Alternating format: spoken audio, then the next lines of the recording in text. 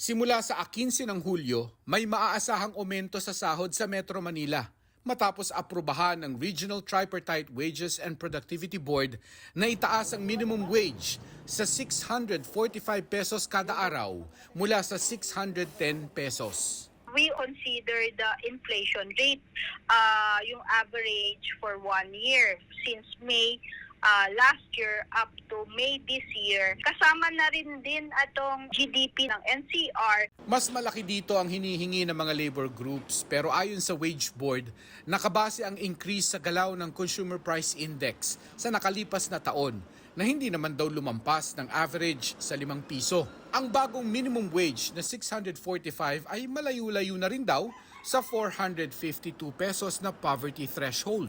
Nang nag-compute kami, we only have like mga 30 pesos. Well, of course, the labor sector, ang demand nila is to increase to 100. Nag-usap-usap uli ang both parties. We gave technical inputs on the part of the government and we arrived at 35 pesos. Tinawag ng Trade Union Congress of the Philippines at Kilusang Mayo 1 na pang-iinsulto sa manggagawa ang 35 peso wage increase. Iginigiit naman ng nagkaisa Labor Coalition ang legislated 150 across-the-board wage increase. Inaasahan na raw ng Department of Labor ang ganitong reaksyon mula sa mga grupo ng manggagawa.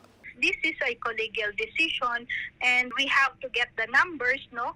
And ang voting dito ay 5 out of 7. Ang ating labor sector nag-dissent po, dissent po sa 35 pesos because they want an increase of 150. Binigyang diin ng DOLE na makikinabang pa rin kahit papaano ang halos 1 milyong minimum wage earner sa Metro Manila dahil sa 5% increase na ito sa kanilang sahod. Ang reaksyon sa aumentong 35 pesos ay depende sa individual na sitwasyon. Sapat kung mas konti ang umaasa sa'yo, lalo na kung single ka. Laking bagay na rin yun, sir, di ba?